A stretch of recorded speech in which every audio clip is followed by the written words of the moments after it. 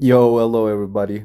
It's me, Yuaba Prime, back with another video.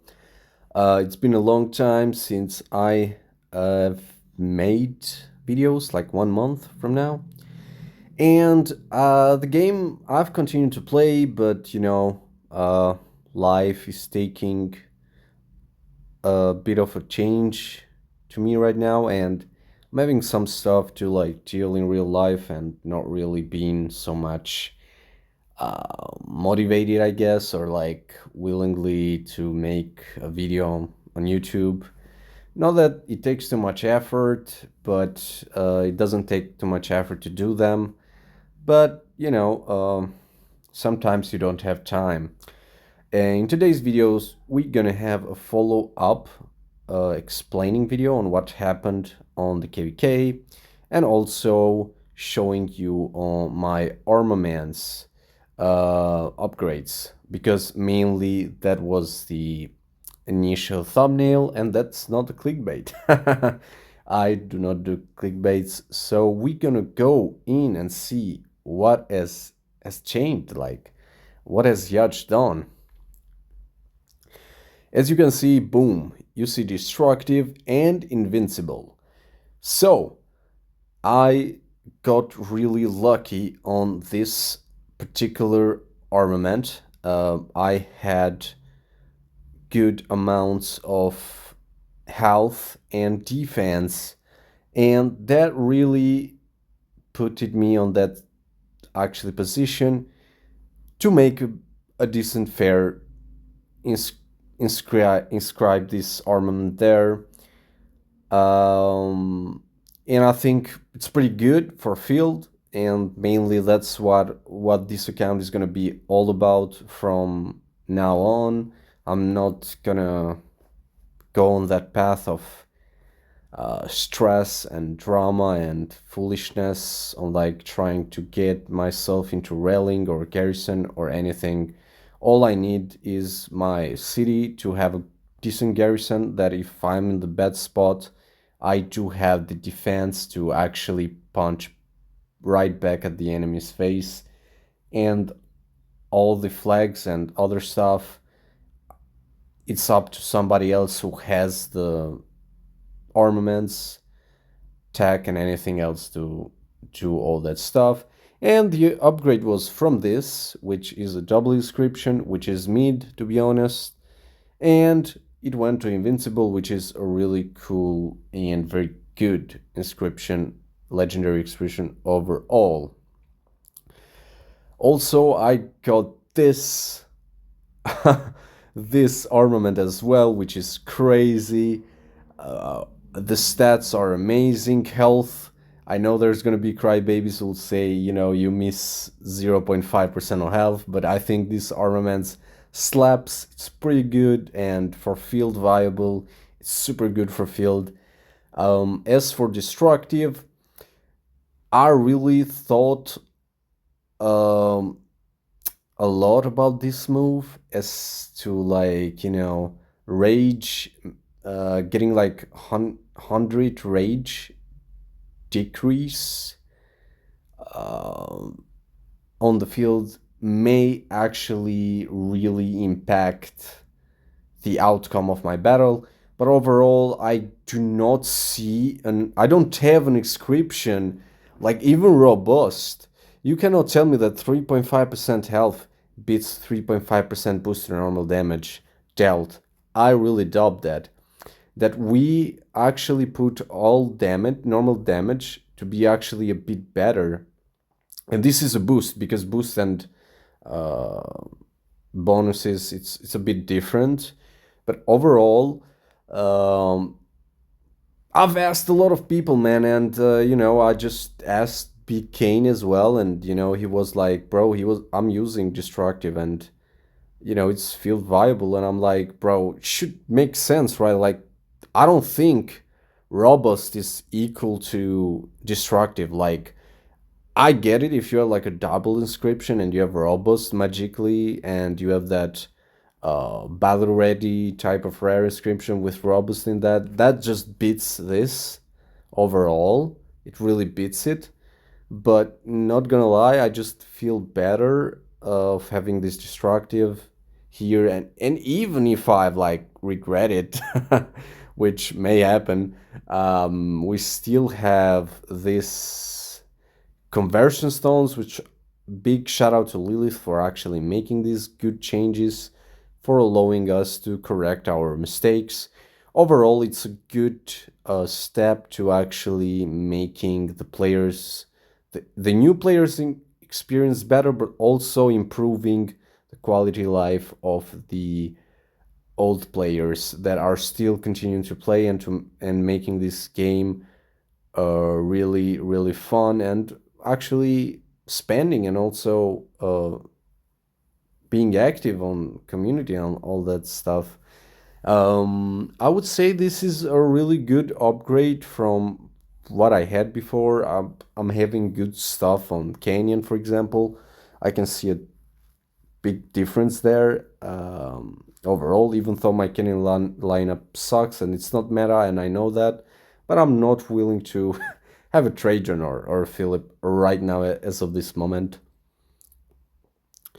So what is happening here? I have shown this on my previous video. If you have watched it, when I got like a lucky crit and I was preparing for war, for example, in past 7, and I would say that this actually is pretty good for field. I think Crazed is better than Hunter. I think Rage, getting more Rage is way better for archers than some sort of like boost, I guess. But I think Rage is pretty good for archers. Overall, Boiling Blood, good. I mean, it's really good. And you have Defaint, which I will say it's a mid inscription and really doesn't put too much. Hardy is very good for archers, and my health is a bit low, so this helps the elf stats as well. And the last but not least, I switched and got this from, funny enough, from a travel as well, which is super lucky. Actually, I got the forceful one, but I changed this to wedge because look at this. It had these stats.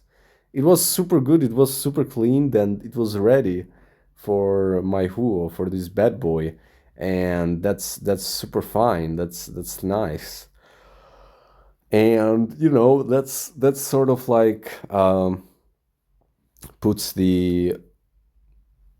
uh, the armaments upgrades, that like the most upgrades that I've done, and I will continue to improve them.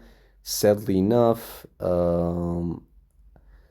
I will try to maybe do videos when I improve them directly and do those changes, but I enjoy more when I just do it off stream, because I think I get a bit more lucky off recording, not stream, my bad. I get a bit more lucky. Maybe when I start streaming, then I will do them on live streams instead of like just making them off the grid, like off, not on a video. Well, let's talk about KvK. Overall, we are at peace negotiation. There's no war after, KL. There was no KL. Fire did not fight at all. Water did not do enough in past 7, which is fair for them because, they trained themselves a lot in this first zone, so they didn't have the punch to like help us maintain 2K days, which we were quite, like, I would say that we as a camp are just mid in this situation. We just didn't do bad because we had like a black sheep, which is fire that we can point our fingers at, that they didn't do, like they didn't do nothing. Like they were quite useless. This whole KvK, they did not fight that much at all. I guess they just accepted defeat and they moved on way too early.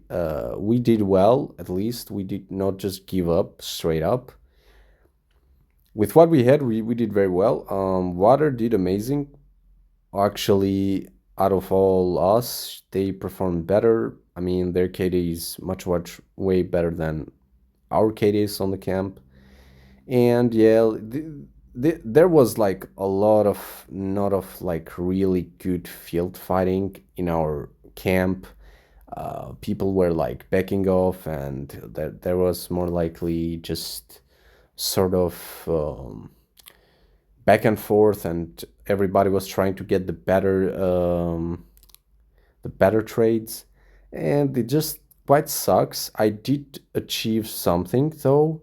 I have a bit of like enough for the. I did not expect the war to like end. Honestly, I thought that I would get a bit more kills overall, but I did enough for this faith, which is pretty important for me, like 5 conversion zones. I think this is the best. And I'm waiting for this to actually migrate after I have this, and after I have the 100 million achievement here, which I will be able to achieve. I think I'm already at like 61 million overall spend on crystal. I just haven't spent this one amount yet. I haven't bought the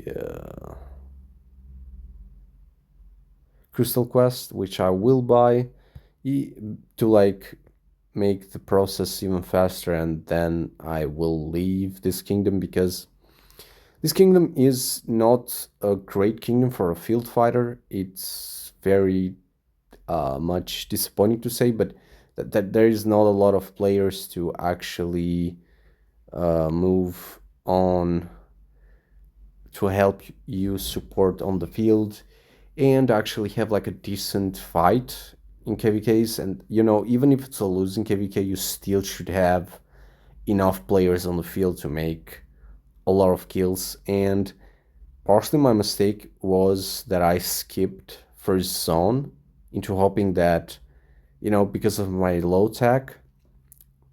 But actually this was the most important fight that I shouldn't have skipped. Like I should have just been here 24/7 and grabbed as many kills as possible, because this zone was absolutely dog shit. Like Greenwood was randoming all over this place. They were like destroying us. Wind had a big ball going to water, going to us. That they just destroyed us in like just 3 4 hours, and we just like were, you know, in this little corner here getting punched little by little, and that just wasn't enjoyable at all. Overall, this KvK sucked. That's why I'm migrating overall. I think being in a kingdom that is a bit more active, it's actually way much better than being in a complete inactive dead kingdom. The chest hasn't been enough. Like one, two alliance chests per week is just crazy work. Even if you are in KvK, it's still crazy. I just wish everybody here like really good luck. But overall, I think my journey here in 2786 ends, and I have a lot of time, so there is no need for me to be on a kingdom that's really cannot provide. Don't mistake them for my gems. I do have some on the back, but you know, that's pretty much it. Like the KvK went really disappointing, but at least I reached 7 billion kill points, which this was my main goal. This KvK, to just like reach 7 billion kill points, and you know, just like recover from the previous KvK, which I went very hard and did like 1.2 billion kill points, which really costed me a lot of speed ups. Speed up wise, we are doing pretty well, I would say. I'm very happy. I'm chaining still every day, I guess, and you know, I still have a lot of AP to chain, but I'm lazy, so there's that. But yeah, everything is going pretty good right now. Thank you for watching my video. Please make sure to share, leave a like and a comment. Your support really helps grow the channel and really makes me motivates me to actually put more content out there, and I will promise that I will do more content on the day to come. Maybe the new kingdom that I go makes me much more motivated to actually be more engaged with the game than I have been this few weeks, which, I mean, I don't know. Okay, this is the end of the video. Thank you for, if you make it this far, thank you very much. I really appreciate your patience. Yep. Goodbye.